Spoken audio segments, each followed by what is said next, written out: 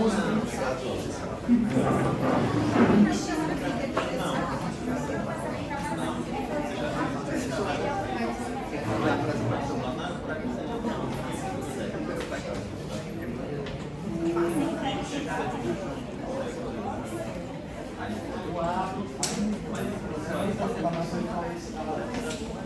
tudo muito.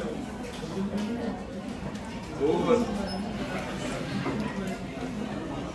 Alô? Será que esse tá ligado aí?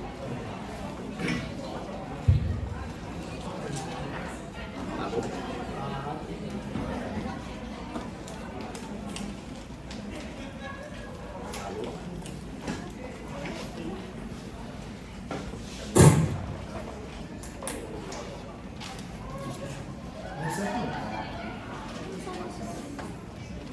Alô? Alô, alô?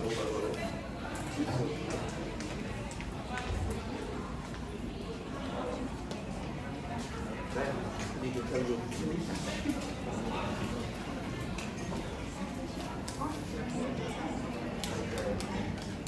alô? Alô?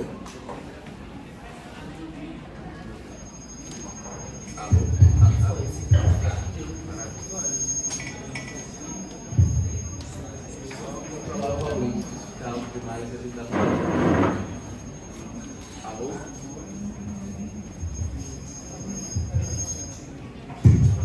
Alô? Alô? Alô? Ele tá escutado.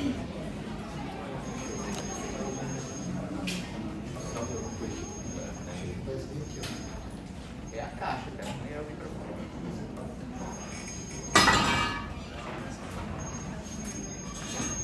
Sabe que alguém pode ajeitar o som na frente de vocês, viu?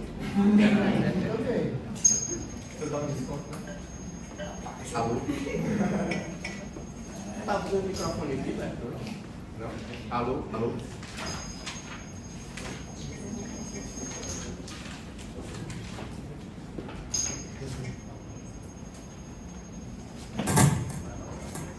Funciona aí? Não, ele tá assim.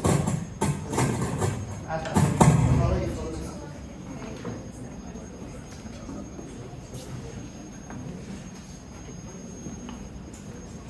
Esse microfone aqui vai funcionar.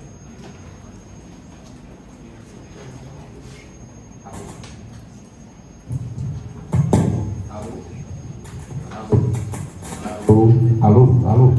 Som. Maravilha. Aí só falta aquele tecladinho, né, das festas. Som. Agora vocês ligam essa aí pra acabar com o microfone.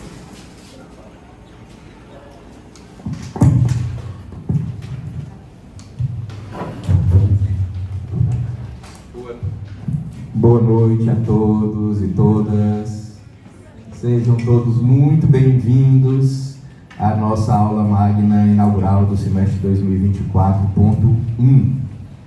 Hoje, pessoal, entre outras coisas, nós celebramos o início desse semestre letivo 2024.1 aqui na FADI e aproveitamos o momento para celebrar também o aniversário de 93 anos da nossa FADI. Nossa FADI faz 93 anos agora no dia 25 de março. Então nós vamos aproveitar essa oportunidade e a visita do nosso convidado tão ilustre para celebrar com esse momento da aula inaugural os 93 anos da nossa Faculdade de Direito do Piauí, mais antiga do que a própria Universidade Federal do Piauí e um dos cursos de Direito mais tradicionais do nosso país, né?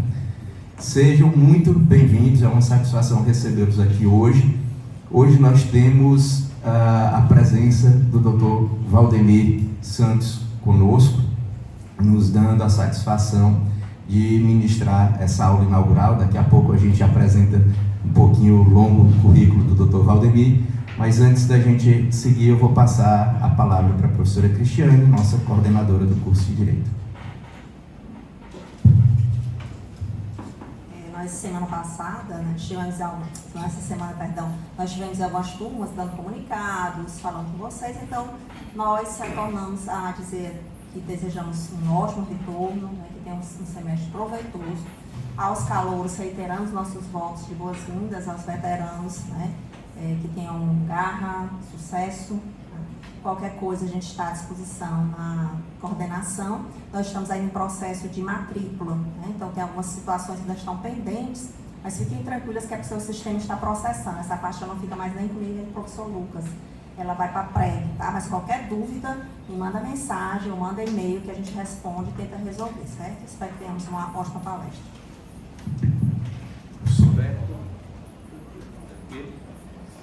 Bom, Pessoal, doutor, vocês vão ter uma oportunidade sem par aqui de ouvir o doutor Valdemir, magistrado. Não, a professora Olivia vai ler o currículo detalhado. Eu vou só introduzir a vocês. Sou suspeito para falar do doutor Valdemir porque eu sou um admirador do trabalho dele já há bastante tempo, tanto do trabalho que ele realiza na coordenação da Central de Inquéritos aqui em Teresina. Imaginem um desafio. Todas as investigações policiais passam necessariamente pelas mãos do Dr. Valdemir.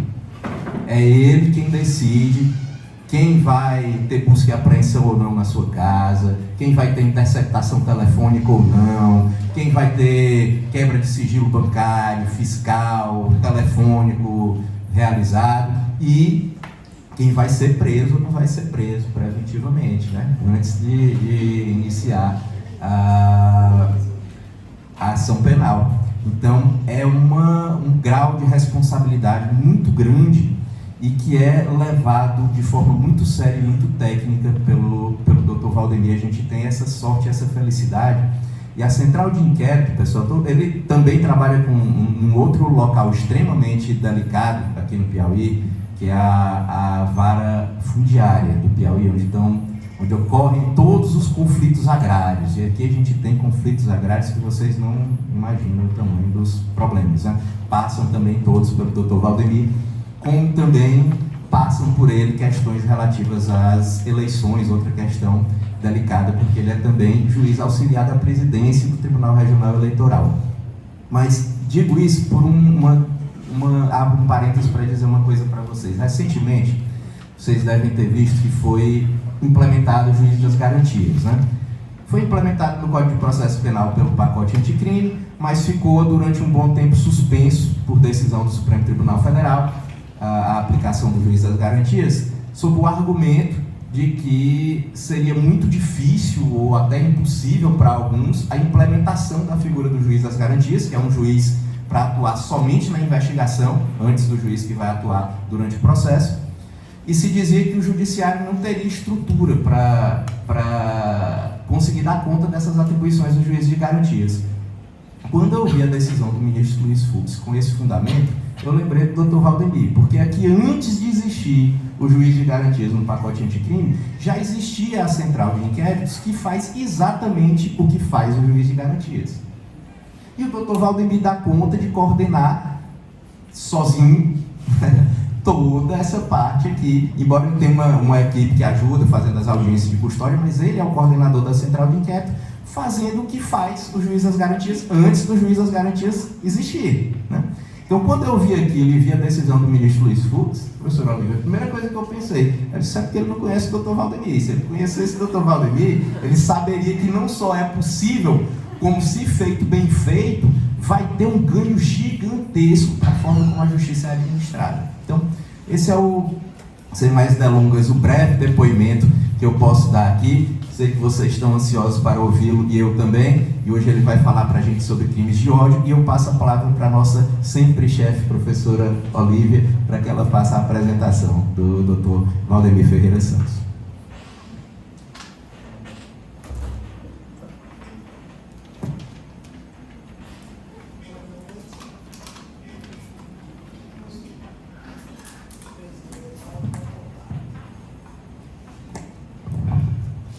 Boa noite, estimado corpo discente. Boa noite, estimados professores, Dr. Valdemir.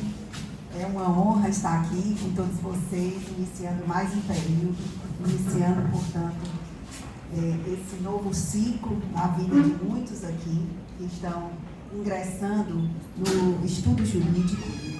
Gostaria de dar as boas-vindas, dizer que nós estaremos juntos em introdução ao direito, em direitos humanos, na graduação e na pós-graduação na hermenêutica jurídica e jurisdição constitucional. Bom, nesta noite especial, nesta nossa aula magna, nós temos realmente uma figura, né, um personagem, digamos assim, uma pessoa que é detentora de múltiplos dons. Eu sou uma entusiasta do currículo do Dr. Valdemir, porque ele tem uma capacidade incrível de estar em vários lugares ao mesmo tempo. E não são raras as vezes que a gente fala o nome dele, ele nem sabe quantas vezes a gente fala e elogia todo o trabalho que ele vem realizando aqui. O Dr. Valdemir, ele é cidadão piauiense, ele recebeu o título de cidadão piauiense no ano passado pela Assembleia Legislativa do Piauí. E ele desenvolve um projeto muito importante aqui, né? Ele, como muito bem explicou o professor Lucas, ele acumula inúmeras funções, mas ele não faz isso à toa, né? De qualquer forma. Ele desempenha todas essas funções com muito esmero, com muita segurança, com muita credibilidade. E essa talvez seja a razão principal. O nome dele é um nome que traz muita credibilidade e muito respeito no Poder Judiciário do Piauí. Para vocês que estão ingressando e aqueles que já iniciaram seu ingresso, né, os nossos egressos também que hoje estão assessorando o Dr. Valdemir, né, vocês precisam saber o quanto é difícil desempenhar uma função num Poder Judiciário em que as demandas são inúmeras. Eu não vou dizer infinitas, porque é infinita enquanto dura.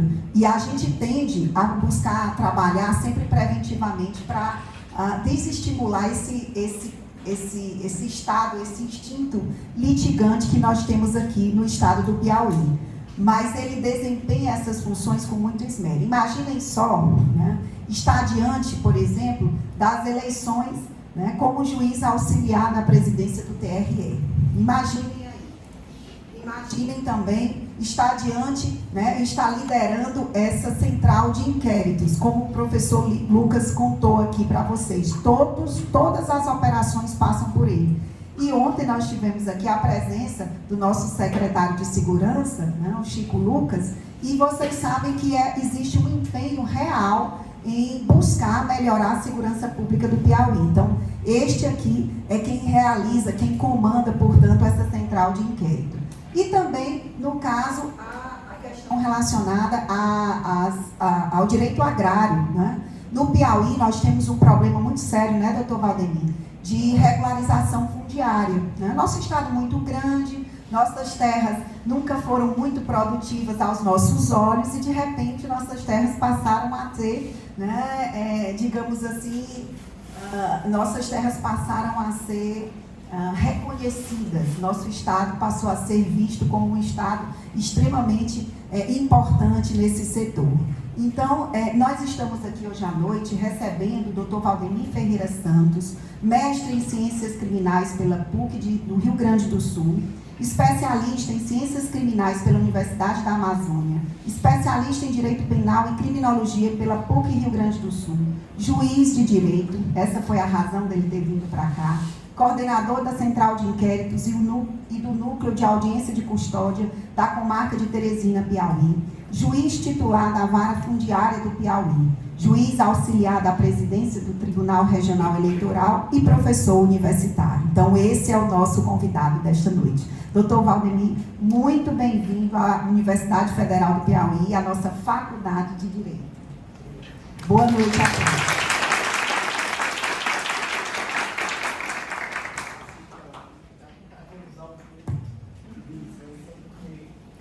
Eu não vou dar aula sentado.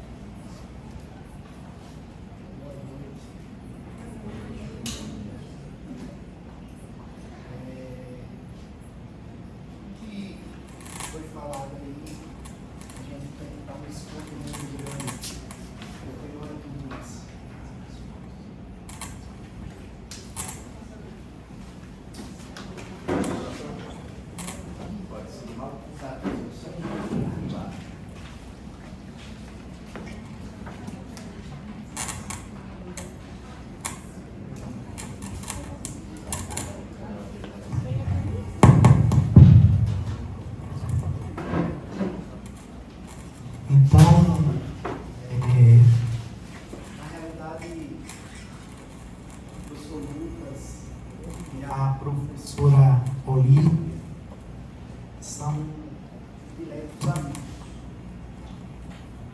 Tive o prazer de poder atuar com anos no exercício da comunicatura e posso dizer com certeza aos senhores que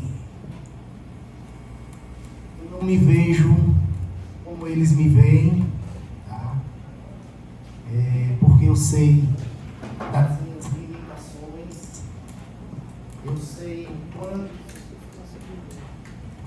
é difícil exercer várias funções, mas eu tenho um sentimento, uma magistratura muito forte. Eu sou magistrado por vocação. Eu escolhi ser magistrado aos 7 anos de idade. E para chegar aqui a gente precisa se esforçar. Mas eu sei que eu poderia fazer mais, poderia fazer melhor, mas eu vou continuar empenhado em fazer melhor. Eu quero fazer uma saudação especial, né, a essa dileta mesa de professores. E com certeza esses professores são mais acadêmicos do que eu.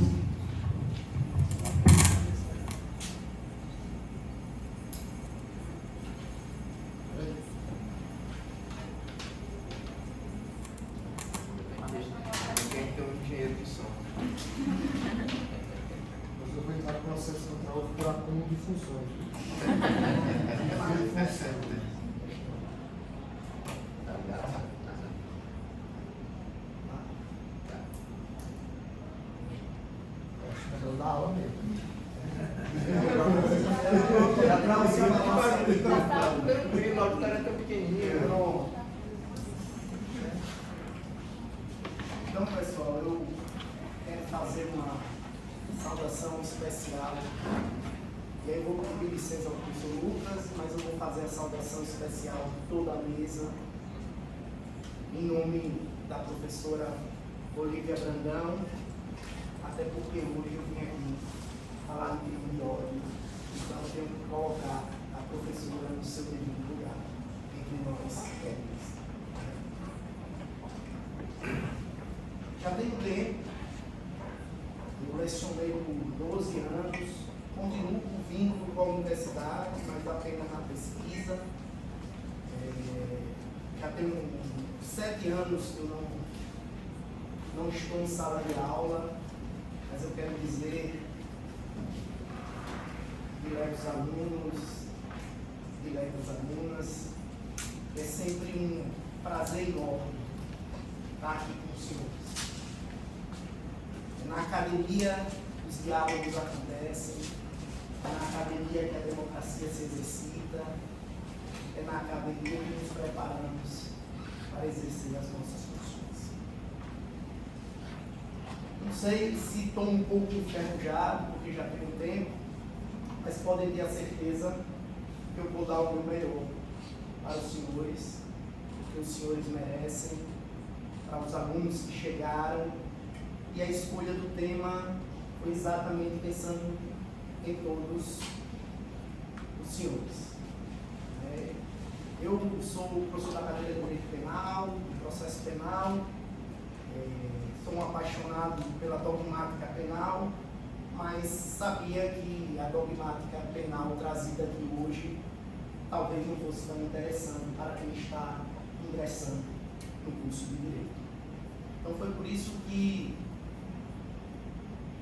eu escolhi tratar sobre crimes de ódio.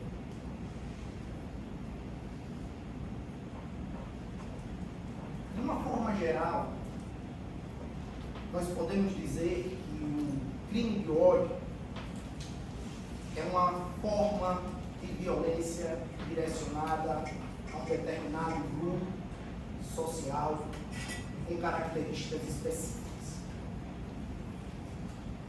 Ou seja, o agressor escolhe suas vítimas de acordo com seus preconceitos. E orientado por este preconceito, coloca-se de maneira hostil contra um particular modo de ser, contra um particular modo de agir de um conjunto de pessoas. Os grupos afetados por esse delito discriminatório são os mais variados possíveis. Porém, o crime de ódio, ele ocorre com maior frequência com as chamadas minorias sociais. E são consideradas minorias sociais aquele conjunto de indivíduos que histórica e socialmente sofreram notória discriminação, como o racismo, a homofobia, a xenofobia, o etnocentrismo e a intolerância religiosa. É sobre esse grupo de pessoas vulneráveis, em sua maioria, que o crime de ódio se exercita. Constantemente nos deparamos na central de inquérito com casos de feminicídio. É um crime de ódio. Um crime de ódio contra as mulheres. Um grupo que ao longo de toda a história, em todos os lugares, não há exceção, foi sempre hostilizado, colocado em segundo plano. Então, é sobre esse grupo e os demais grupos que recai o crime de ódio. O crime de ódio não recai sobre uma pessoa. O crime de ódio, ele recai sobre um grupo de pessoas. O crime de ódio, senhores, é mais do que um crime individual. É um delito que atenta à dignidade humana e prejudica toda a sociedade, a nossa sociedade por completo. E as relações fraternais, eu posso assim dizer, que deveriam prevalecer. Ele produz efeito não apenas nas vítimas, mas em todo o grupo a que elas pertencem. Podemos classificá-lo assim como um crime coletivo de extrema gravidade. Olha o que eu estou falando por simples. Eu estou falando de um crime coletivo de extrema gravidade. Esse crime não atinge uma pessoa individual. Esse crime ele atinge grupos de pessoas, em sua maioria minorias, que foram sempre colocadas em segundo plano. Os negros, com a nossa tradição histórica escravocrata, foram sempre colocados em segundo plano. Então, eu posso dizer para os senhores que, embora eu tenha falado de tudo isso aqui, eu acabo dizendo para os senhores que isso aqui é apenas uma análise superficial do crime de ódio.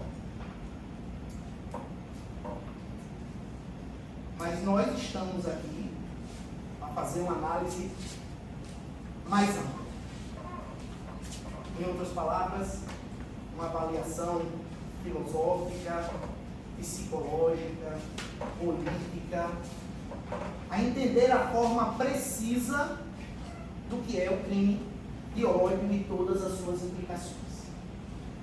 Dizer para os senhores que o crime de ódio é uma hostilidade contra um grupo de pessoas é muito. A gente precisa entender toda a origem do ódio, entender as implicações do ódio, para terminarmos lá nas relações jurídicas que disciplinam o crime de ódio. Antes de iniciar o estudo do tema, quero trazer uma citação do filósofo Drayton Gonçalves de Souza, professor da PUC do Rio Grande do Sul. Eu quero trazer essa citação para que os senhores possam refletir.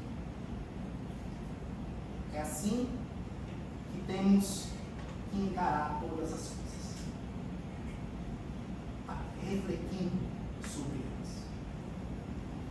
Ele diz, abre aspas, esses são os sentimentos que perpassam a nossa vida. Inveja, ciúme, ódio, amor, compaixão, entre outros. Nós somos tudo isso. É importante que os senhores reflitam sobre tudo isso.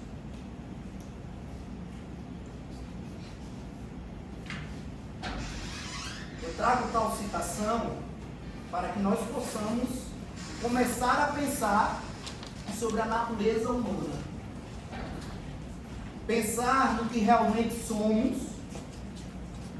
e onde queremos chegar. Onde nós queremos chegar.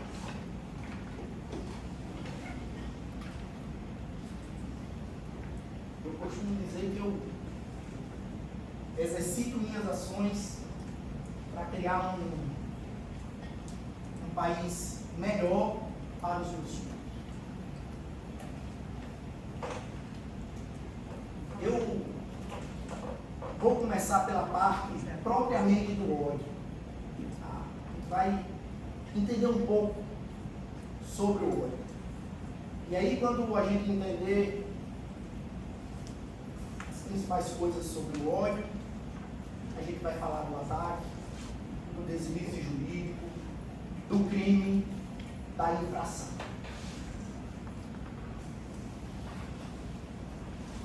Se eu dissesse para os senhores, perguntasse aos senhores quais os benefícios do ódio, é uma pergunta estranha. Benefício do ódio. Mas é fundamental. Porque nós sempre iremos apontar os malefícios do ódio, os danos do ódio, os problemas do ódio. Mas se tanta gente odeia, é porque há algo no ódio que deve seduzir. Se tantas pessoas odeiam, é porque existe algo no ódio que seduz. Todo mundo sabe que o ódio é um mal, um deslize, um problema moral, um problema jurídico.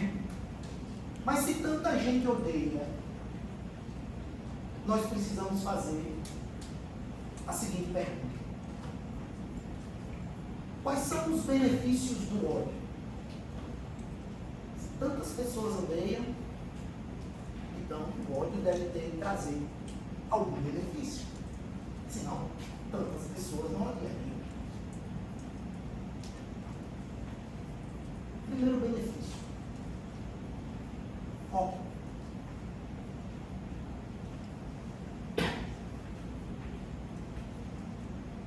Porque o ódio é instrumentalizado politicamente, porque tanta gente joga ódio sobre um grupo racial, como nas listas da década de 30 e na Segunda Guerra Mundial.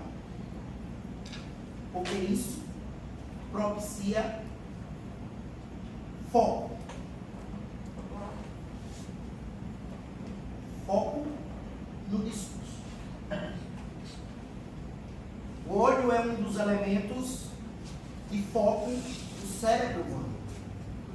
Quando você está olhando, praticamente se concentra sobre um só objeto. Então, o olho traz esse benefício. O foco em apenas um objeto. Estimulando-se o olho, instrumentaliza-se ele para usá-lo politicamente como forma de controle. O óleo é utilizado para controlar as massas. A gente volta na história e lendo uma obra americana de Hitler, né? Minha Luta. Senhores, lendo esse livro, é proibido no Brasil, por incrível que pareça. Deve ser proibido. A gente tem que conhecer o outro, para a gente não possa praticar. Então, nessa obra, Hitler deixa muito claro que ele utiliza o ódio como forma de controle social. Segundo benefício, unidade de grupo. O ódio é há séculos o maior instrumento possível para a unidade de um grupo. Pertence-se a um grupo porque odeia-se outro. É fundamental que o inimigo exista para eu poder fazer unidade de grupo. Terceiro benefício: desvio de atenção. Não importa que eu seja um mau governante. Não importa que eu desvie verbas públicas. Importa que eu jogue a atenção de todos vocês para outro objeto. O óleo é o melhor de todos os sistemas de cortina de fumaça já inventados. E aí a gente pode parar para analisar a situação do nosso país.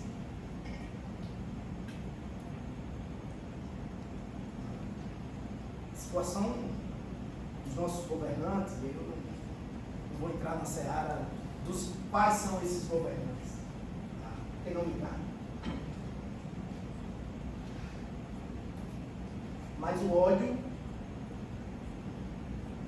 é certamente o melhor de todos os sistemas de cortina de fumaça já inventados. Maquiavel, no século XVI, já dizia que era melhor ser temido do que amado. Adaptando, é melhor odiar do que amar, na visão de Maquiavel.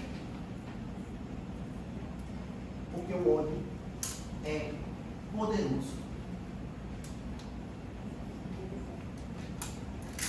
Quarto benefício.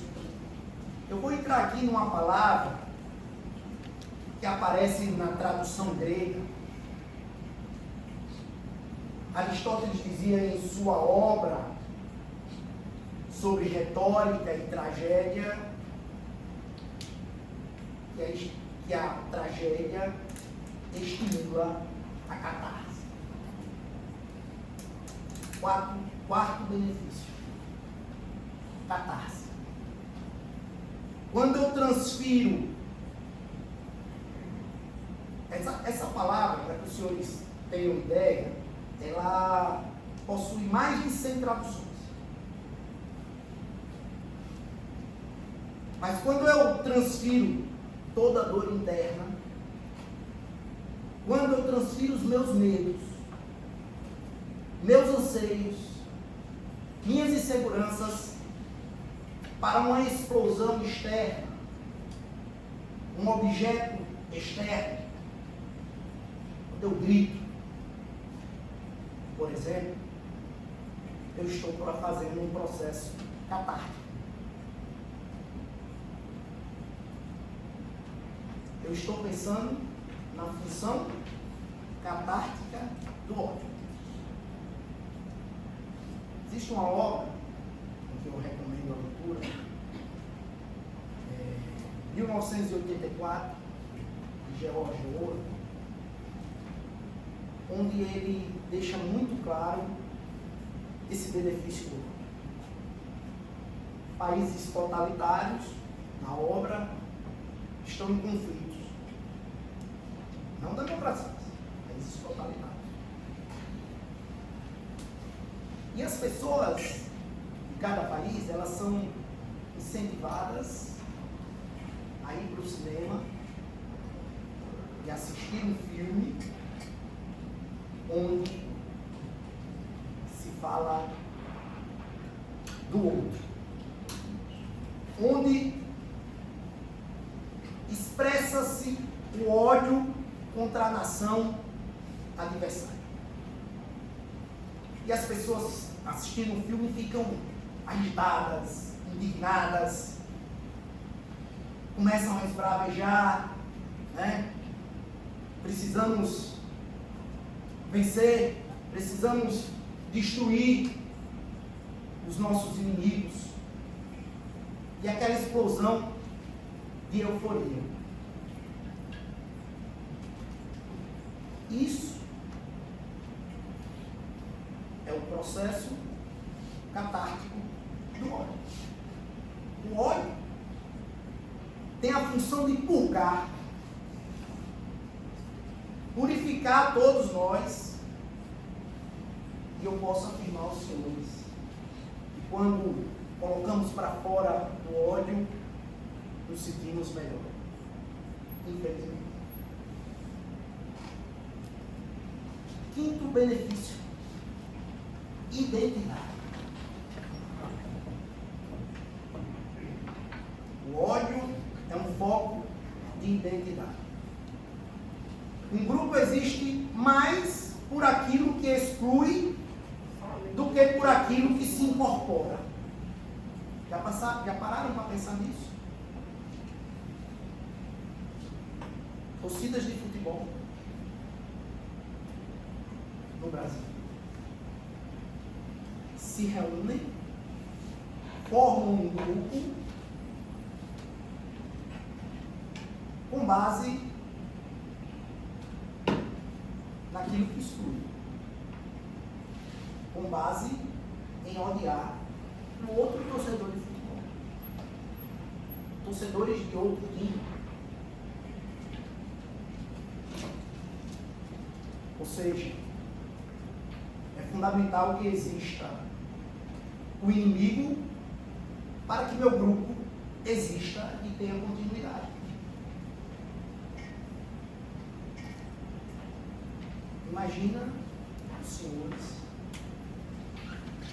torcedores de um determinado clube, saem de casa ordenadamente, com designação prévia de ações, vai à rua e o simples fato de passar alguém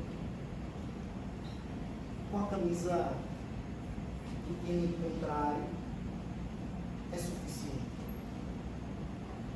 para que eles matem. Cercear o bem mais valioso da vida, simplesmente estava usando a camisa do outro time de futebol.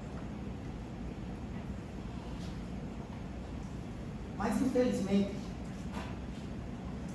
existe um senso comum que associa bondade a ingenuidade. Maldade, a inteligência. Não é assim? Olha, aquela moça é tão boazinha. Coitada. Ah, mas aquele rapaz é poderoso. Esse merece respeito.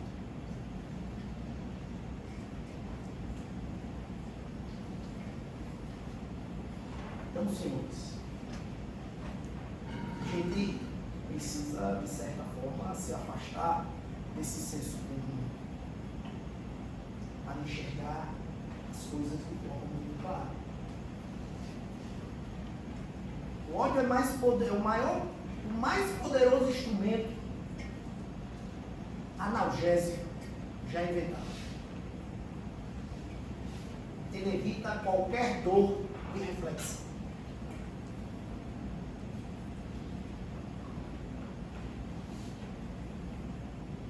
Já pararam para pensar que nós temos fascinação por líderes odiosos?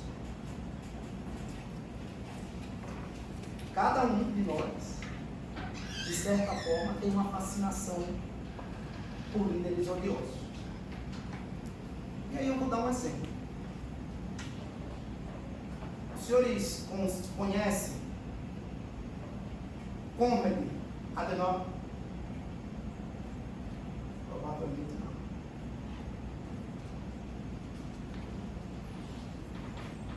Quando esse senhor, ele foi chanceler federal alemão no pós-guerra. Um dos principais responsáveis pela consolidação da democracia e da economia do mercado da Alemanha.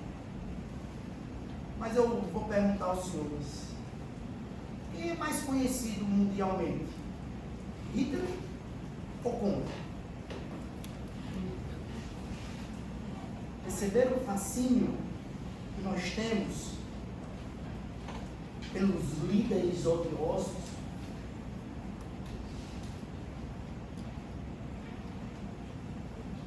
Leonardo Sakamoto, em seu livro O que Aprendi Sendo Xingado na Internet, ele diz que o ódio é um lugar quentinho. O ódio acolhe os filhos. O ódio acolhe você.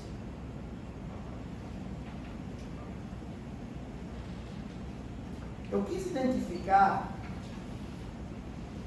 caros alunos e alunas, até aqui, todos os poderes aglutinantes do ódio, que significa o poder do ódio de coordenar, congregar, estabelecer unidade. Tudo isso para dizer que um ódio tem um grande poder de sedução. Eu falei de tudo isso para dizer para os senhores, e os senhores entenderem que o ódio tem um grande poder de sedução. Um grande poder de arrebanhar atenções e corações. Tendo visto os benefícios do ódio, nós vamos ter que lembrar agora porque o mundo parece imerso em tantas práticas de ódio. O nosso mundo, já perceberam que tudo que der errado será alvo de manchetes? Já perceberam isso? Já perceberam a valorização das entidades jornalísticas de comunicação? O que é que elas colocam em primeiro lugar, o que é que elas trazem para nós. Né? Os senhores não verão uma manchete. As mães de uma determinada cidade amamentou, todas, sem exceção, amamentou os seus filhos durante 6 meses.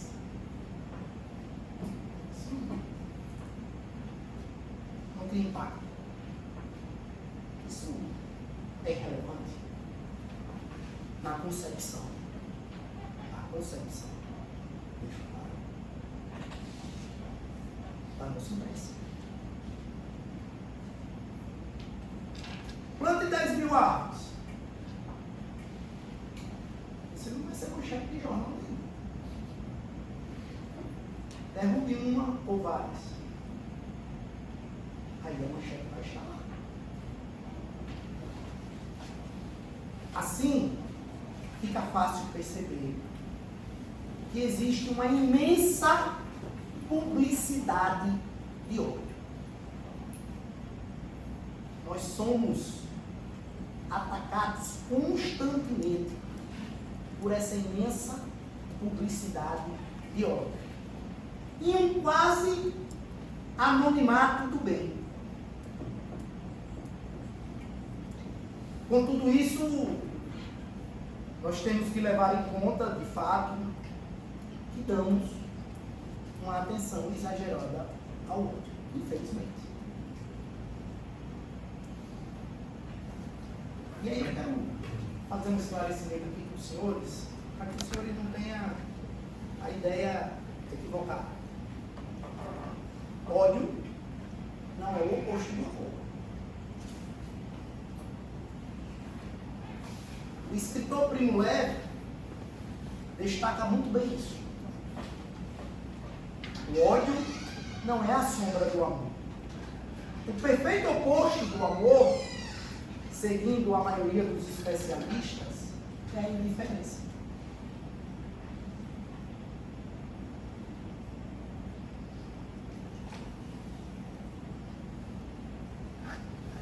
O escritor espanhol Miri Lopes afirma que o ódio é um dos 4 gigantes da alma.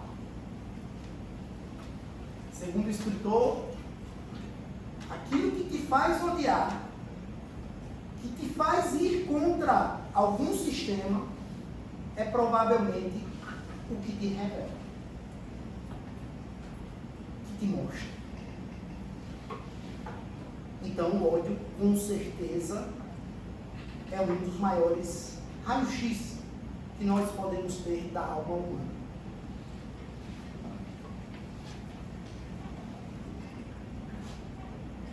Eu quero aqui deixar a minha ideia. Essa é uma ideia pessoal. Não precisa concordar comigo, obviamente.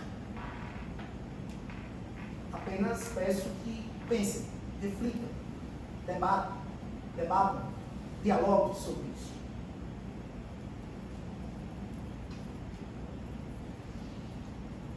Você é o meu perfeito oposto como inimigo, porque se você é o meu perfeito oposto como inimigo, porque você é o meu perfeito complemento.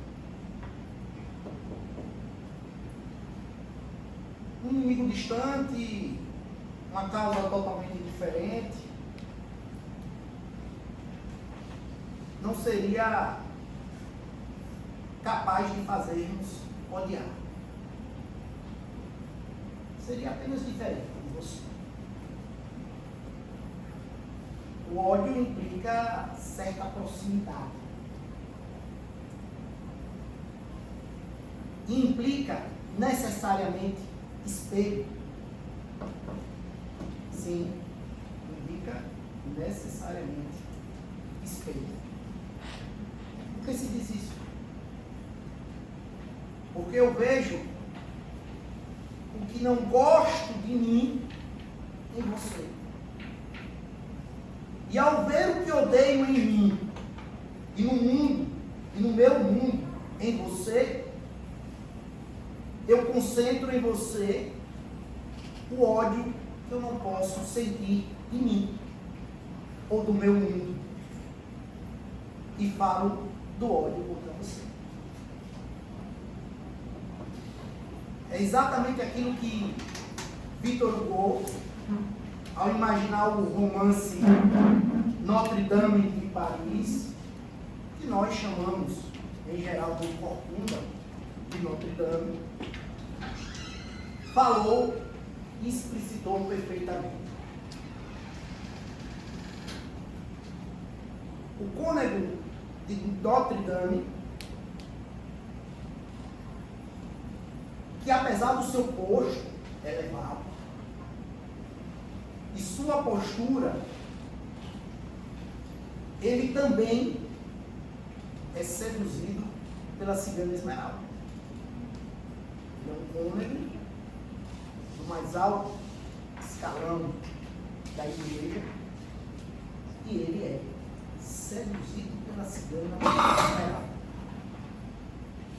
E essa autoridade da catedral tem raiva de todos aqueles no livro.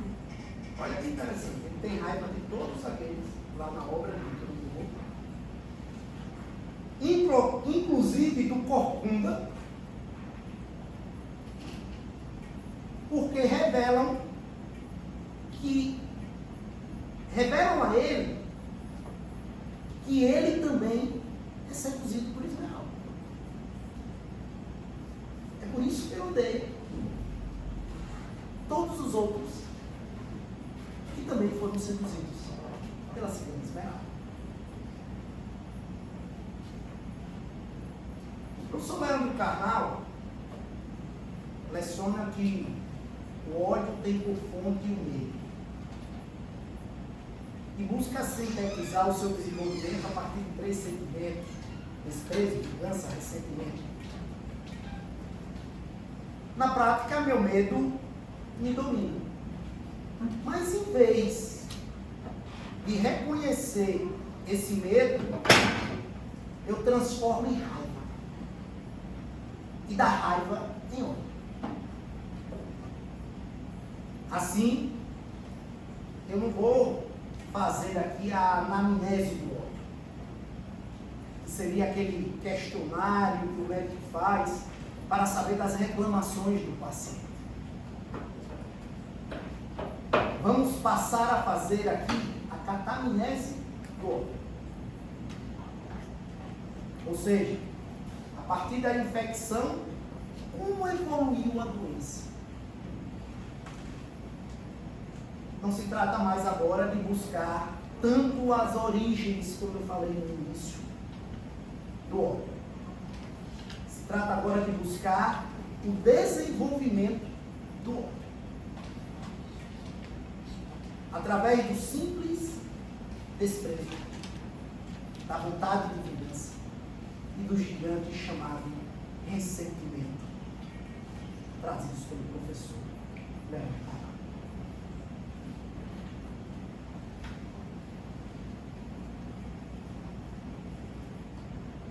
Hoje, eu posso afirmar para os senhores que essa não é a minha opinião. É a opinião de inúmeros filósofos, sociólogos, juristas. Posso afirmar que o ódio é hoje, de todos os instrumentos de controle, o mais eficaz.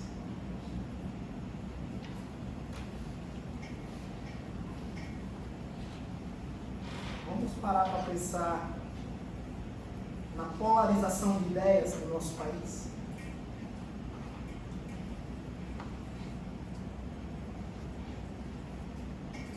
Um grupo contra outro. Um grupo político contra outro grupo político. Só por conta de polarização de ideias. temos a capacidade de sentar e discutir qual seria a melhor ideia. Não temos a capacidade de reconhecer que às vezes estamos errados. A gente simplesmente parte para o ataque. Infelizmente. Eu vejo isso muito claramente entre a extrema-direita do nosso país e a extrema-esquerda. Eu costumo dizer que os extremos são sempre muito ruins. O melhor é o equilíbrio. O melhor é para pegar todas as ideias que constrói da extrema esquerda e pegar apenas as ideias que constrói da extrema direita. Isso se chama equilíbrio. Então, pessoal, o ódio, dentro desse contexto, ele se torna algo muito mais poderoso do que ele já é. Vou parar aqui para recomendar algumas bibliografias para os senhores, tá? Que são importantes para que os senhores possam se aprofundar na questão do ódio. Todos contra Todos, do professor Leandro Carnal. 4 Gigantes da Alma, o Medo, a Ira, o Amor, o Dever, de Miri Lopes. Ressentimento, de Maria Rita Kell. Romeu e Julieta, de William Shakespeare. E por último, Action em Jerusalém, por Hannah Arendt.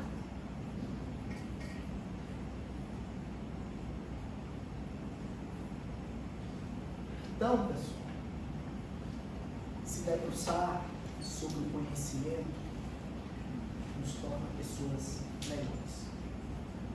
Por isso, eu estou indicando essas leituras para os senhores. Quando você faz boas perguntas, você se torna menos autoritário. Quando você faz boas perguntas, você vai ter que pensar melhor. Você vai refletir. Quando você faz boas perguntas, você vai ser obrigado a encontrar fontes melhores para as suas respostas. Fazer boas perguntas, então, é fundamental.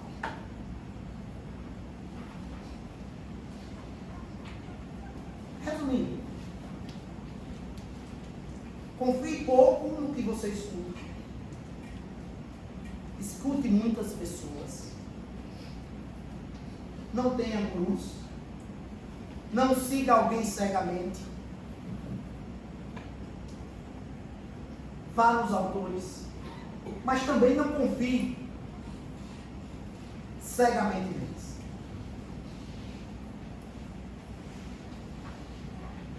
Leia outros autores. Você nunca será sábio. Mas o legal dessa história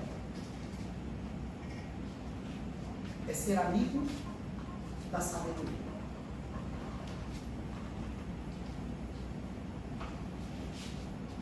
Conforme a gente for dizer, estabelecido socraticamente no seu eu.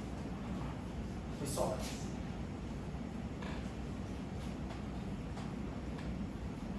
E com isso, pelo menos, eu não serei dominado pelo ódio. Já que o ódio tem uma relação muito profunda com a ignorância.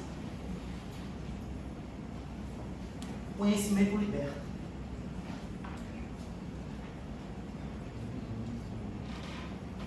Vamos agora, pessoal, aprofundar os tipos de ódios e os crimes de ódio. Quando eu falo em ódio, necessariamente eu tenho que falar em violência. O fato da violência estar por todos os lugares, o fato de genocídios existirem em todos os lugares do planeta, o fato do século XX, o grande século dos genocídios, faz com que as pessoas interpretem que essa violência é a norma. Diante de tantas atrocidades violentas, parece que essa é a norma. Que todas as pessoas são violentas. No fundo, nós temos duas teorias sobre isso, né? Dois pontos de vista sobre isso. A teoria do verniz, que vê no ódio uma estrutura permanente do comportamento humano, mas Bregman, ele não concorda com isso.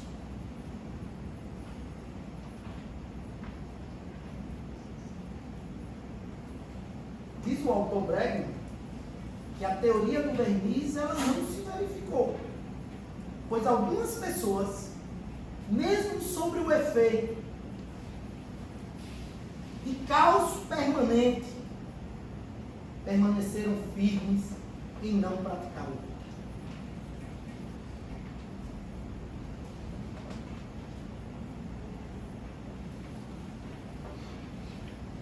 Na Segunda Guerra Mundial,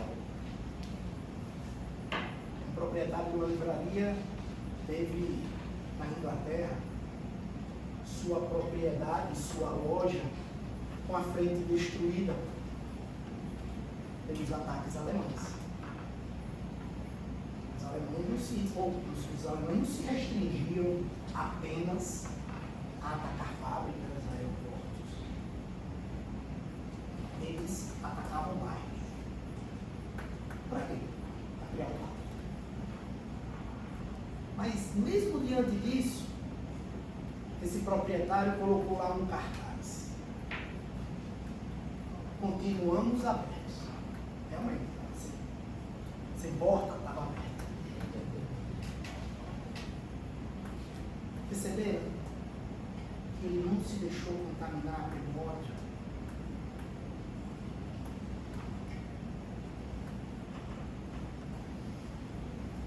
Então, quando falamos de discurso de ódio, nós podemos ter várias posturas. Aí a gente tem aqueles que seriam mais hobbesianos, com base lá em Thomas Hobbes, e que identificam no ódio e na violência uma estrutura permanente do comportamento humano, para o qual se justifica inclusive a força do Estado, o Estado leviatã de Hobbes. É natural, na concepção de Hobbes, ser violento. Mas também podemos pegar aqueles menos hobbesianos. No livro Humanidade, que contesta a teoria do verniz, que contesta as histórias tradicionais de monstros que estão dentro das pessoas, apenas esperando a oportunidade para se manifestar. Ele fala, pelo contrário, de uma humanidade capaz de discutir, capaz de dialogar e de ser naturalmente generosa. Eu prefiro me filiar a essa corrente de pensamento. A violência é a regra? Não sei. Não temos resposta clara sobre isso. E também não é o nosso tema a ser tratado aqui. Mas a violência tem que ser contida no plano discursivo e nas práticas concretas.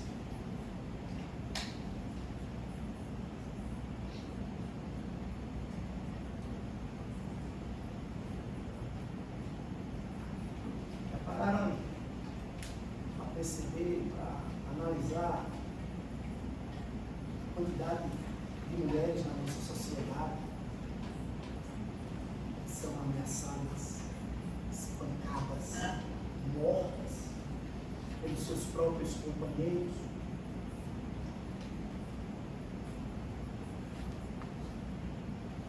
Mas o que é que nós fazemos para conter isso? O que fazemos no plano de discursos e nas práticas concretas? Nós precisamos fazer algo dentro dessas discussões para que a gente possa transformar.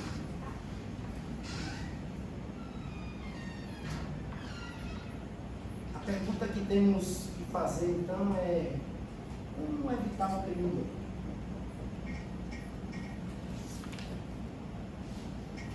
Como fazer que haja menos crime de ódio?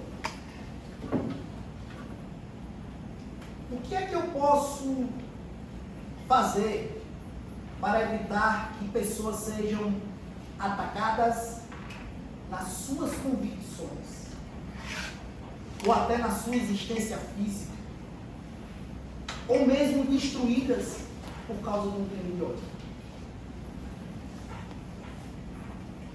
Eu vou apontar alguns caminhos, mas é importante que os senhores pensem aí em outros caminhos. Para evitar o crime de ódio, a primeira coisa é o autoconhecimento. Caminho só para a compreensão do porquê se tem tal preconceito em relação a um grupo.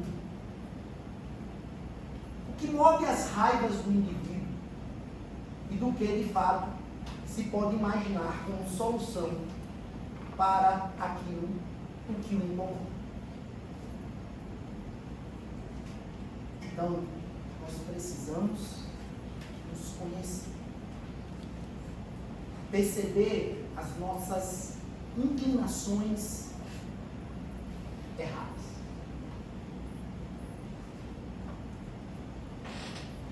É com base nesse autoconhecimento que eu tenho um caminho fundamental para evitar o ódio.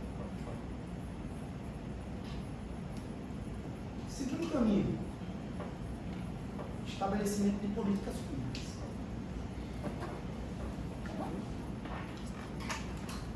E aqui compreendidas como políticas que venham a garantir a toda a sociedade, tendo em vista que a violência é um problema público. A violência é um problema público.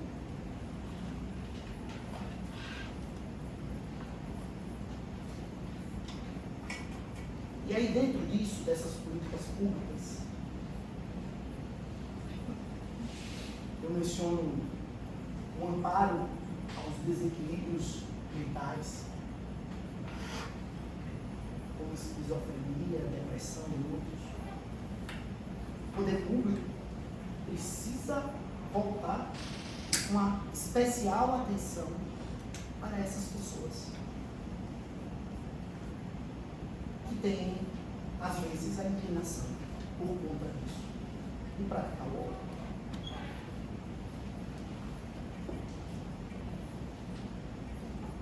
Veiculação de campanhas educacionais. Posso estabelecer uma possibilidade de melhoria coletiva e uma percepção. Treinamento de forças de segurança. dentro dos princípios da cidadania, do respeito, da diversidade e do combate aos crimes de ódio. Combate ao preconceito por parte de pais, escolas, igrejas, empresas e associações, que estimulam o preconceito, a ideia preconcebida de algo que não se conhece. E por fim, obviamente, por ser do ramo do direito, a legislação coercitiva. Uma sociedade que não seja uma solução para todas as pessoas é uma sociedade defeituosa. Uma sociedade que encare o combate ao preconceito é uma questão de direitos humanos. Mas quem que merece direitos humanos? A resposta é simples. Todos os seres humanos. Sem exceção. Mas fulano errou, está preso, matou. Tudo bem. Mas continua sendo ser humano.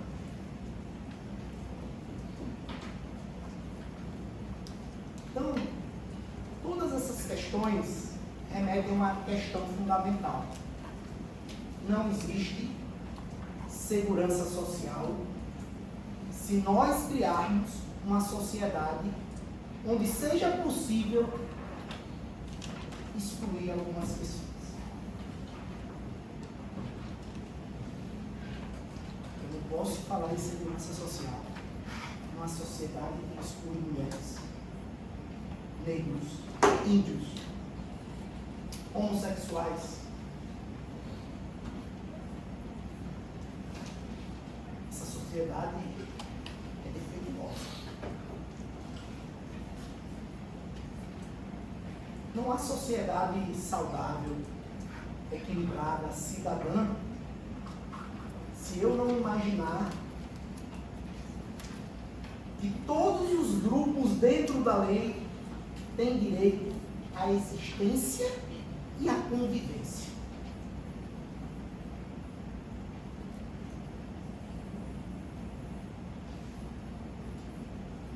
É muito importante também, e aqui eu expresso uma opinião pessoal,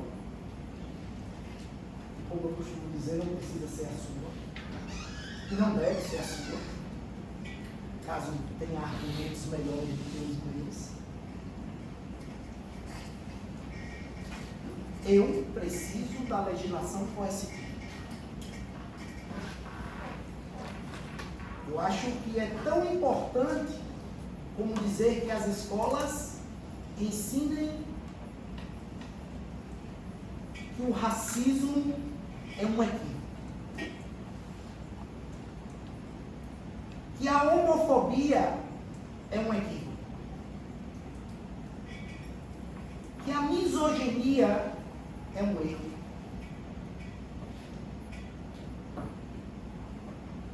Eu preciso de legislação como temos no Brasil, que criminalize o racismo. Preciso de uma lei Maria da Penha. Já imaginou hoje a situação dessas mulheres que são constantemente violentadas? Se não houvesse a lei Maria da Penha, certamente estaríamos numa situação muito pior.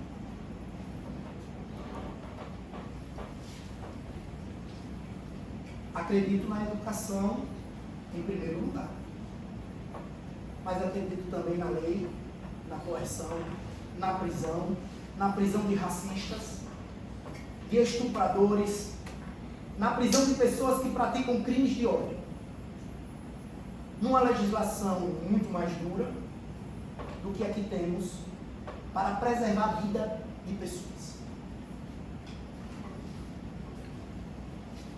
é inadmissível uma pena de 1 a 3 anos para quem comete crime de racismo.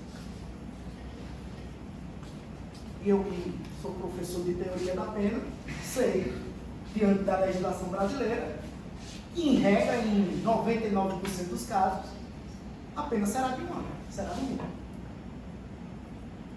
Não vai haver prisão. O que é que isso gera? Gera senso de impunidade. Eu posso cometer racismo, eu vou ser punido. Vou prestar serviço numa escola.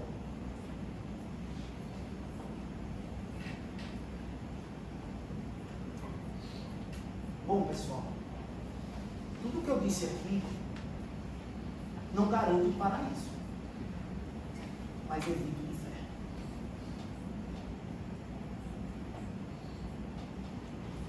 Não há como criar, ao menos nesse plano, uma sociedade que não exista violência. Não importa como é a sociedade, ela terá essas pessoas violentas.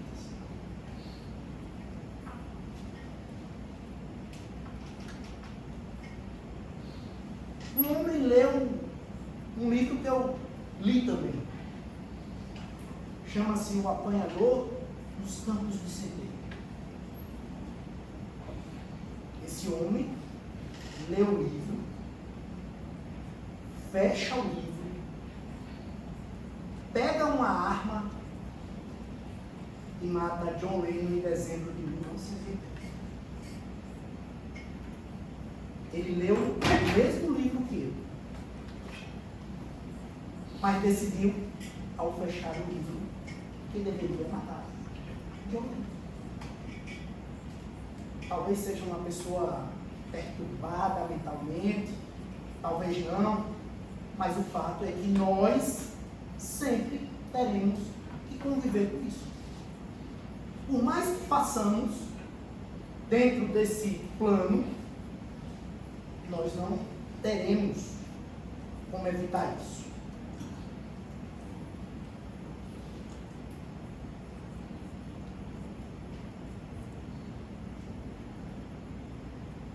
Não teremos, eu posso dizer, a ausência completa desses tipos de crime de ódio.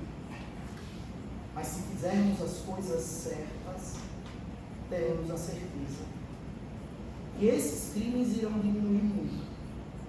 Sei lá, baixar de 1000 por mês para 10. Seria maravilhoso.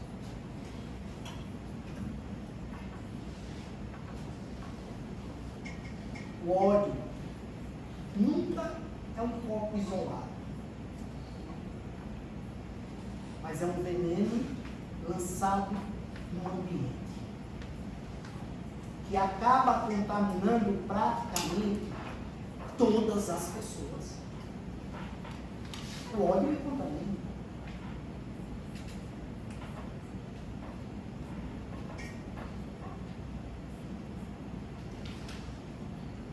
Leiam para formar a sua opinião.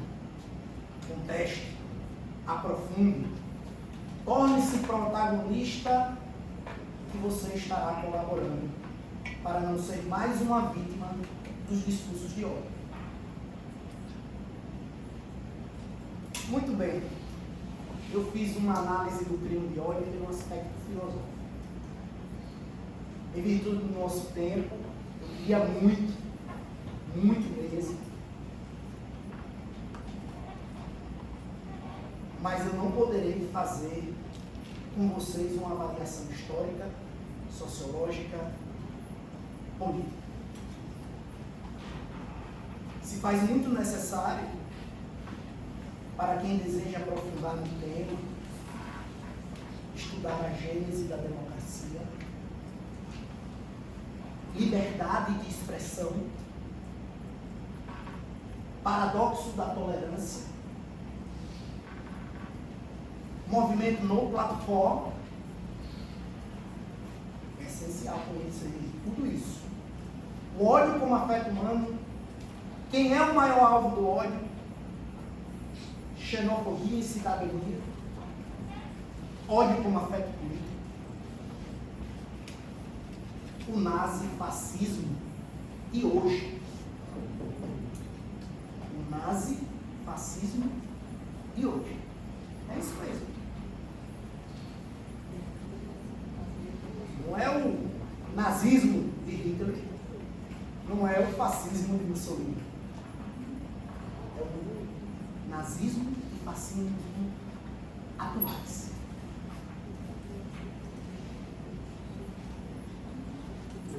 Essas questões são fundamentais para a perfeita compreensão do crime de ódio. Os senhores precisam entender isso. Se tivéssemos tempo, nós iríamos debater tudo isso aqui, iríamos pensar juntos, dialogar, mas infelizmente o tempo não comprou. Para finalizarmos, vamos tratar agora do ódio pelo aspecto jurídico. Tratei no campo filosófico, deveria tratar no campo político, sociológico, mas nós somos estudantes do curso mais incrível que existe dentro de todos os cursos. O curso que faz a gente pensar, que faz a gente enxergar a vida de uma maneira própria, melhor. Por isso eu vou tratar do crime no aspecto jurídico. E para tratar no aspecto jurídico,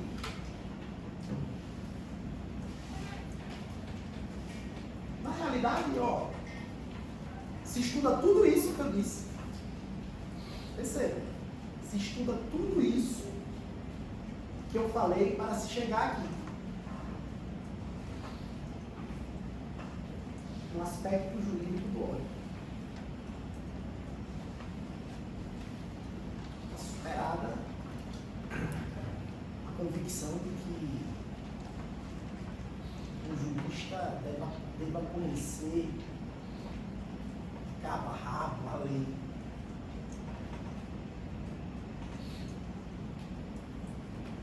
O aplicador do direito precisa necessariamente entender de filosofia, de sociologia, de psicologia, de antropologia, para que ele possa ser um aplicador competente.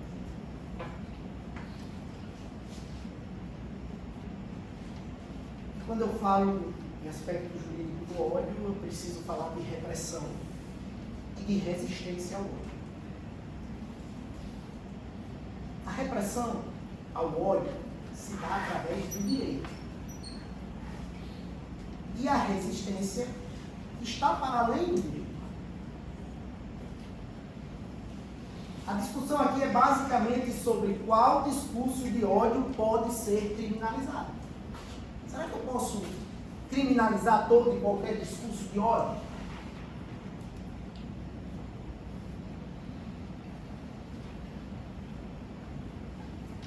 Aquele discurso de ódio que é passível de ser criminalizado torna-se passível de repressão pelo direito. Aquele discurso de ódio que o direito não consegue dar conta, porque ao fim e ao cabo as democracias acabam tendo que lidar com situações respaldadas pela criminalidade, essas devem ser apenas resistidas.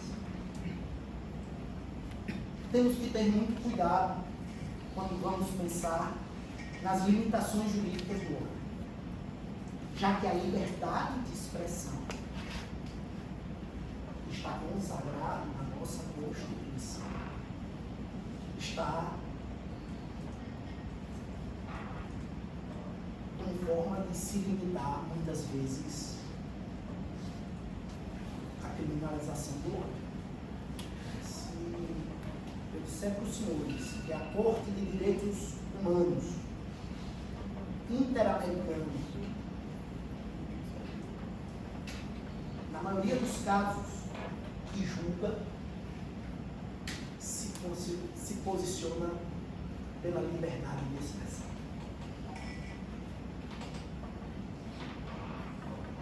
Isenta criminosos com base na alegação de liberdade de expressão. A liberdade de expressão nunca será absoluta. Nunca. A liberdade de convicção, sim. Mas a de expressão, não. As limitações morais ao ódio, acredito eu, estão dentro do campo político. Resistir ao ódio, do ponto de vista argumentativo, me parece ser algo simples de entender. E aí vem a pergunta: quais os meios legítimos de limitar a liberdade de expressão? Eu não posso acreditar no discurso que, em nome da liberdade de expressão, pessoas recebam um tratamento degradante através de redes sociais só porque é homossexual.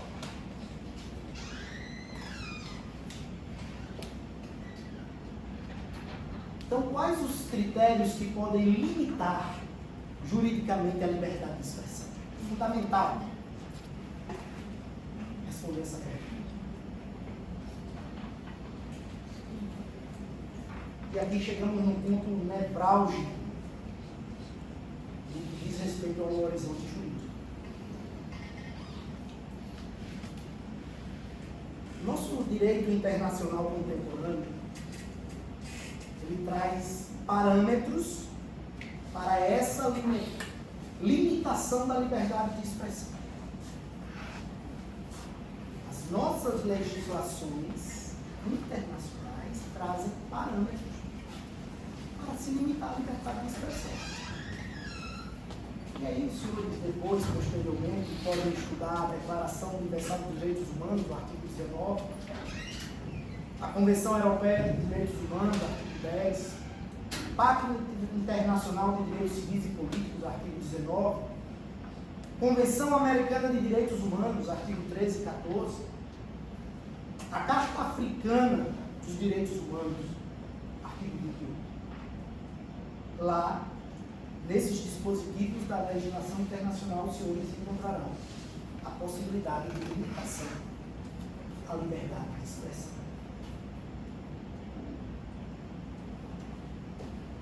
Só que eu vou chamar a atenção dos senhores para o contexto interamericano.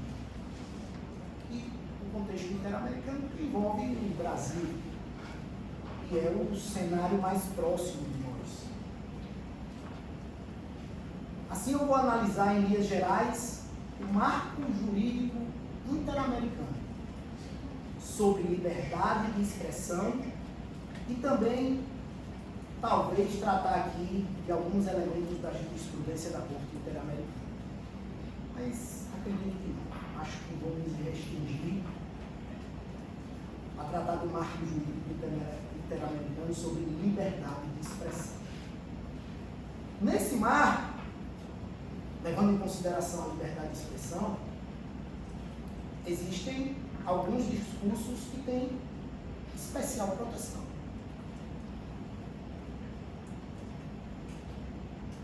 O direito de liberdade de expressão tem especial proteção nos seguintes discursos. 3. No caso de funcionários públicos, eu estou falando à base da legislação internacional. Eles têm uma dimensão de um privilégio bastante estridente em relação à sua possibilidade de manifestar opinião. Entende a legislação internacional que eles não podem ser retirados dos seus cargos por suas opiniões. É exatamente isso.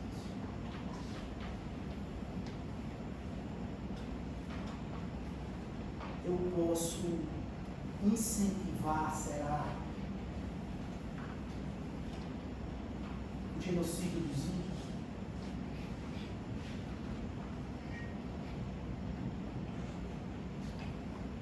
Fazendo isso, eu permaneceria no meu cargo público?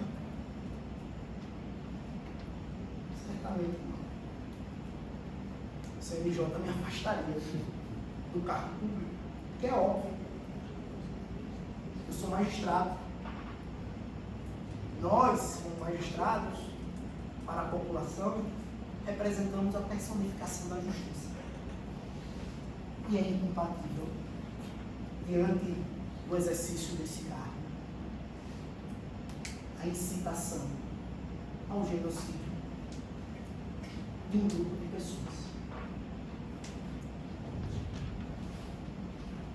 Políticos e candidatos a cargos políticos também têm uma proteção especial da legislação interamericana. Se um candidato político que articula um discurso de ódio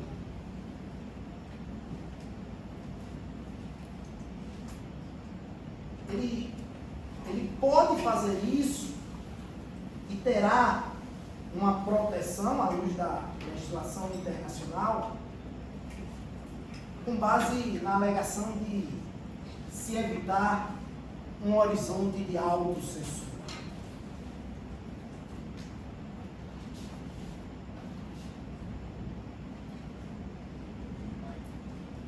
A imprensa também tem. Da legislação internacional, especial proteção. A imprensa pode destruir a vida de uma pessoa com alegações falsas.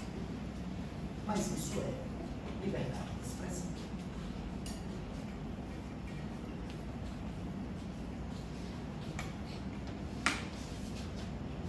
Vou dizer uma coisa para os senhores. Infelizmente eu tenho que dizer essa estatística. Em todos os casos, estou falando todos os casos que envolveram funcionários públicos, políticos, candidatos e a imprensa, todas as decisões da Corte Interamericana de Direitos Humanos foram favoráveis aos indivíduos. Favoráveis à liberdade de expressão. Nos Estados Unidos, diferente do Brasil, essa concepção é muito forte. A Corte Americana também, com base no argumento da liberdade de expressão, na maioria dos casos, ela fica a favor dos indivíduos.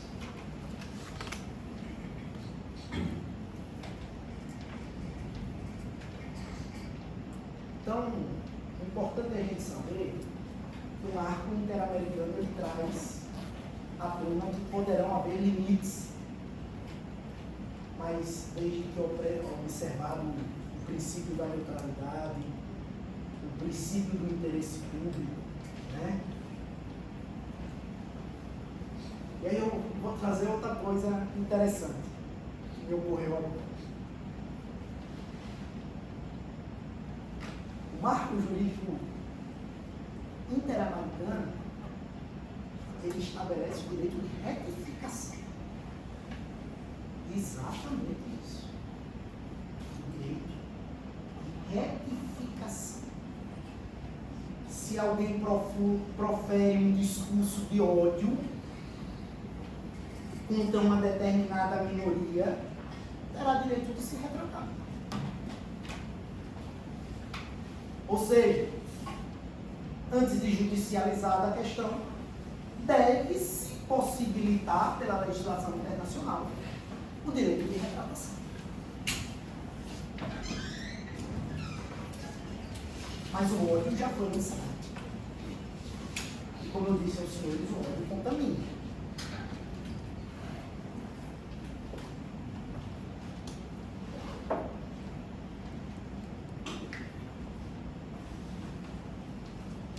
Bom, pessoal, eu quero agora, rapidamente, diferenciar os crimes de ódio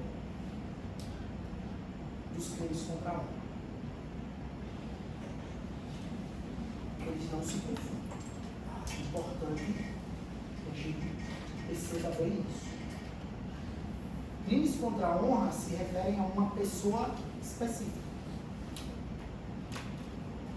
Enquanto crimes de ódio têm uma dimensão generalizada, referindo-se a um grupo de pessoas. Não confundam injúria, calúnia, difamação, crime de ódio.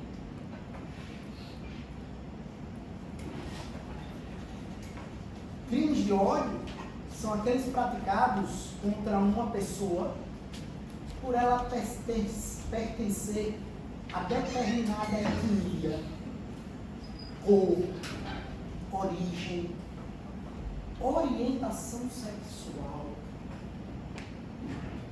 identidade de gênero, religião, ideologia ou condição social, física ou mental.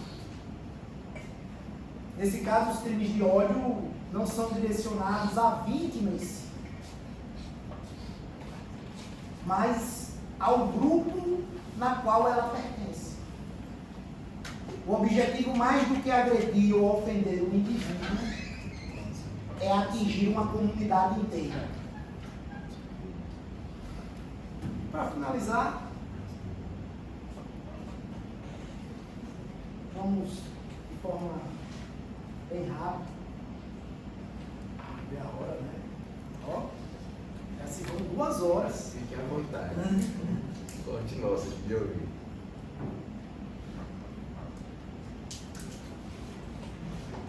Os tipos de crime de ódio no Brasil. Em 5 de janeiro de 1989, foi publicada a Lei 7.716, que prevê que serão punidos os crimes resultantes de discriminação. Seja discriminação ou preconceito de raça, cor, etnia, religião ou procedência nacional. Perceberam que não tem aqui nada tratando de preconceito, de opção sexual? Porque na época a legislação foi criada para defender as minorias. O Congresso não teve a capacidade de defender todas as minorias. Conforme a Constituição Federal e o Código Penal brasileiros, os crimes de ódio mais comuns são feminicídio. Esse é um crime de ódio. Estritamente crime de ódio. Feminicídio é a perseguição e morte intencional de pessoas do gênero feminino. Olha o que eu falei para vocês. Perseguição e morte intencional de pessoas só por elas serem do gênero feminino. Além do feminicídio, ela foi sancionada pela ex-presidente Dilma Rousseff, que alterou o Código Penal, incluiu o feminicídio como modalidade de homicídio qualificado. Hoje é considerado crime de honra.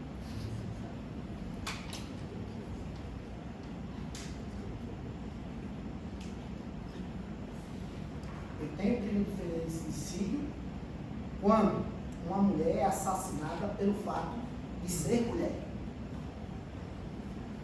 Se alguém sai no trânsito, um homem sai no trânsito, colide o carro com uma mulher e diante da discussão ele mata aquela mulher, isso não é feminicídio.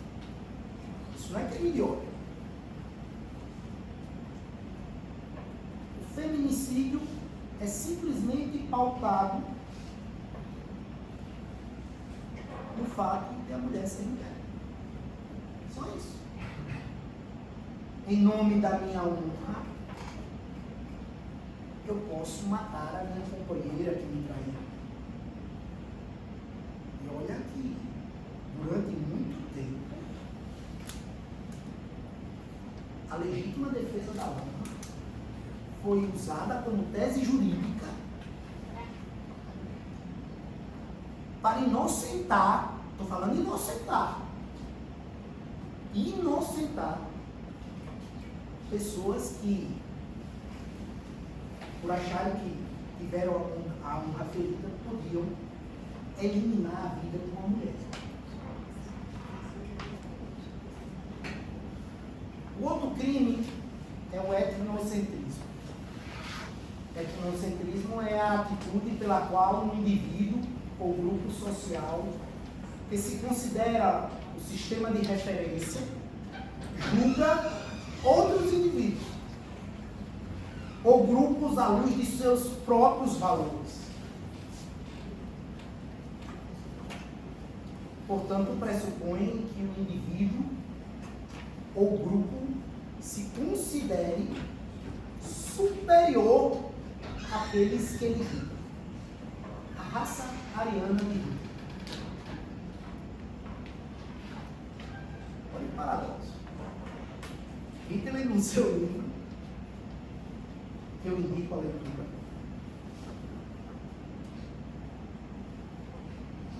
ele diz que existe e que ele faz parte de uma raça ariana que está acima de todas as outras raças. Mas, já pararam para observar o alto comando do nazismo? Hitler era baixinho, franzino e feio. Eichmann era franzino e feio. Mas ele usou esse argumento para incitar o ódio.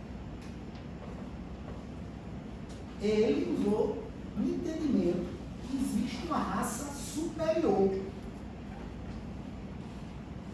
Na realidade, a visão etnocêntrica, ela demonstra desconhecimento dos diferentes hábitos culturais. É só isso. São diferentes hábitos culturais. No nosso Brasil, de estado para estado, nós temos diferenças culturais. Imagine de um país para outro. Em suma, pode levar ao desrespeito, à depreciação, intolerância por quem é diferente, originando em casos mais extremos atitudes preconceituosas, radicais e xenófobas. A xenofobia também é um crime de ódio. Já a xenofobia, ela diz respeito às atitudes, aos preconceitos e aos comportamentos que rejeitam, excluem e difamam as pessoas. Isso tudo com base na percepção de que são estrangeiros, não são nacionais e devem ser discriminados. Os Estados Unidos se consideram a maior democracia do mundo. Já pararam para pensar o que eles fazem com aqueles estrangeiros que entram em seu território ilegalmente?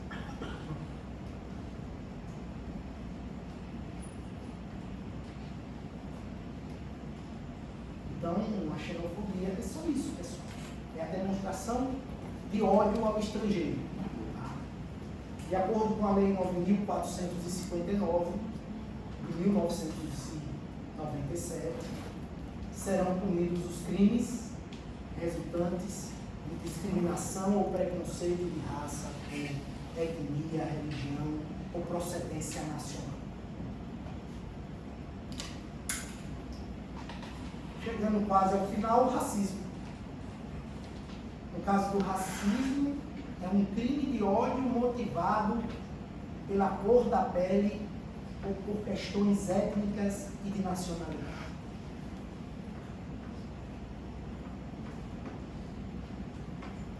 Logo, é a discriminação relacionada às características raciais que declaram preconceito, agressão, intimidação ou difamação de pessoa ou grupo. Em 1989, o então presidente José Sarney sancionou a Lei 7.716 e tornou crime atos de ódio motivado por preconceito à raça e à cor da pele. Minha mãe, na sua imensa sabedoria, logo cedo,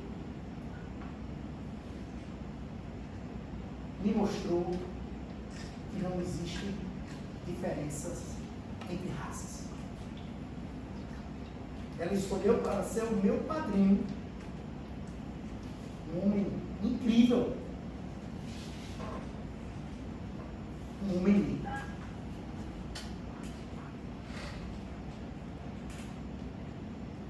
Eu precisava entender que eu não sou diferente, eu sou igual.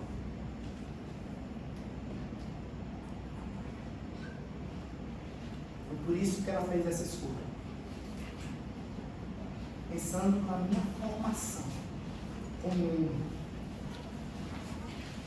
A Constituição Federal de 1988 determina que constitui objetivos fundamentais da República Federativa do Brasil promover o bem de todos, sem preconceito de origem, sexo, cor, idade e quaisquer outras formas de discriminação.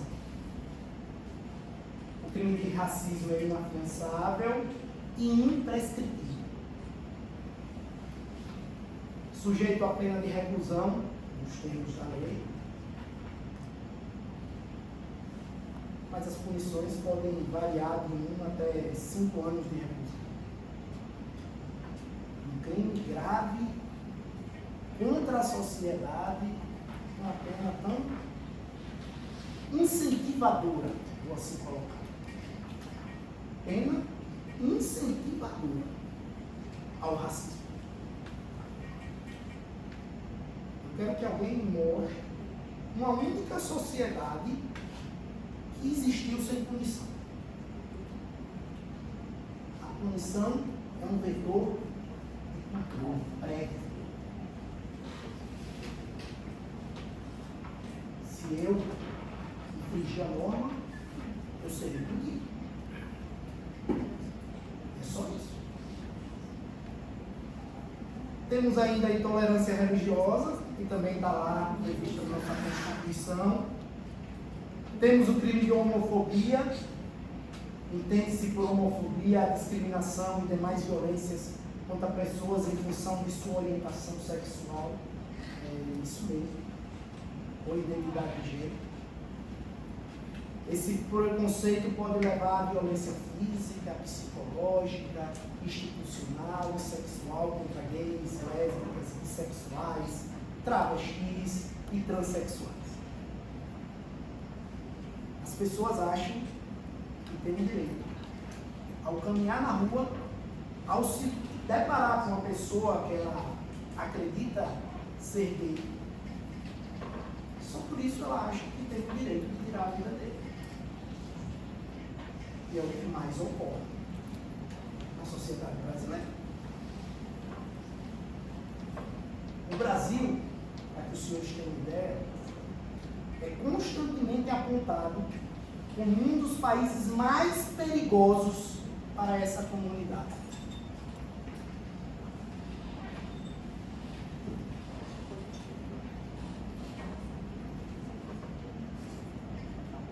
Um levantamento da Associação Internacional de Lésbicas, Gays e Bissexuais, Transsexuais e Intersexuais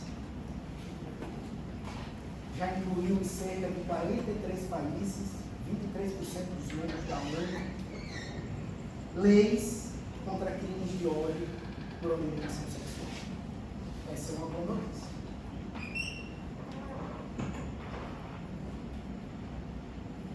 Então eu vou concluir.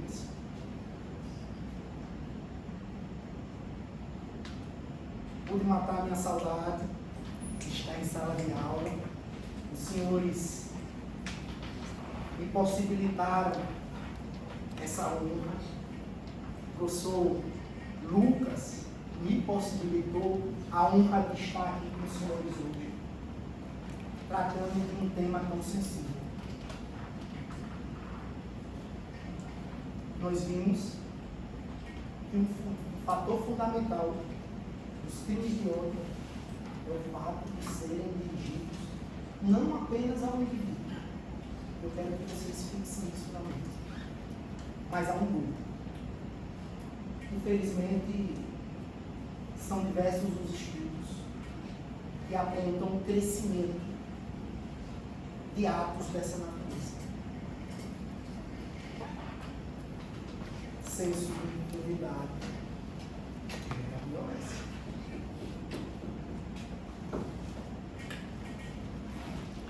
De acordo com o Atlas da Violência em 2019, há um aumento no assassinato de negros,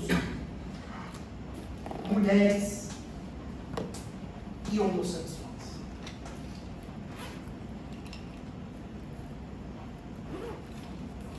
À medida que caminhamos ao longo do tempo, parece que estamos regredindo.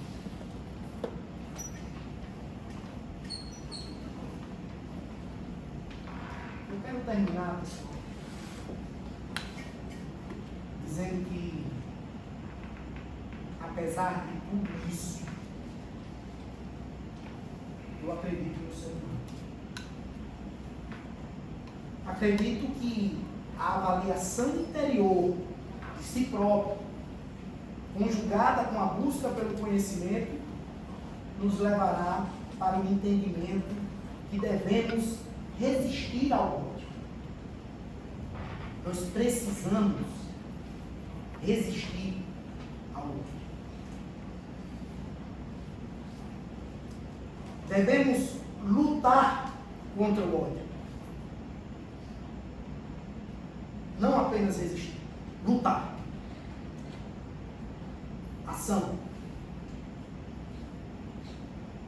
Mas não é só isso. Levará principalmente a concepção de que devemos fazer o bem de forma incondicional. Simples assim. Tenho certeza, acredito piamente que um dia o bem vencerá o mal. Eu me despeço dos senhores com uma imensa gratidão à oportunidade de estar aqui hoje e dizer, professor Lucas, que é um privilégio estar aqui com todos, com essa direta banca de professores. Eu sou professor, mas eu não me considero um grande professor. Eu me considero um magistrado esforçado. Então, meu muito obrigado. Minhas desculpas por algo que eu tenha falado. Mas no mundo acadêmico é assim. No mundo acadêmico, se não incentivarmos o ódio, nós temos direito à liberdade de expressão. Boa noite.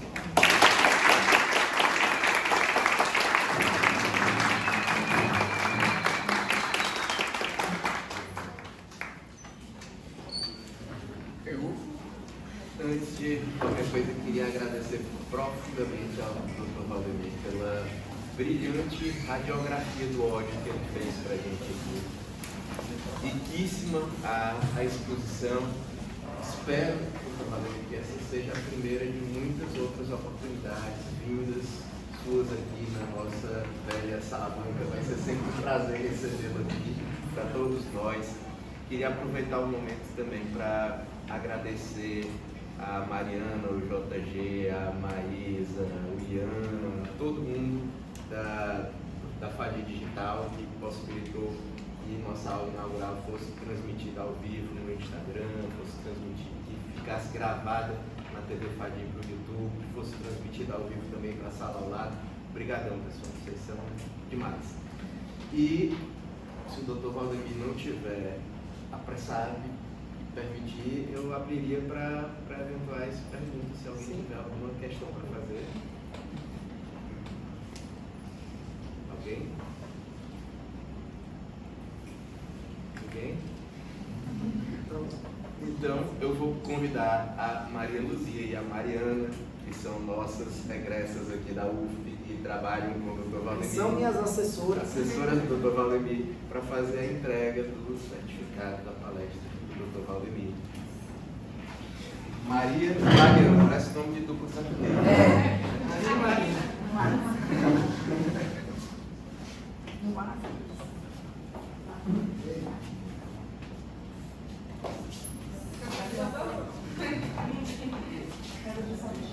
Obrigado.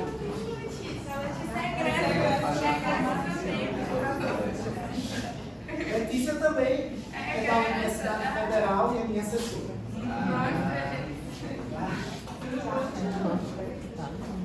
Fazer a foto oficial.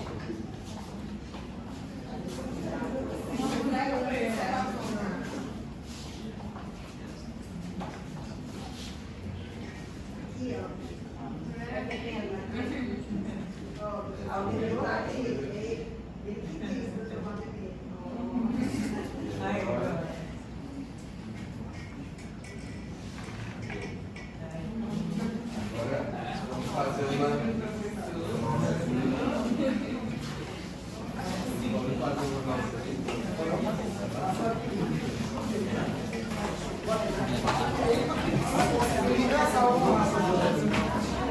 Pessoal, obrigado pela presença de vocês. Aos que estão chegando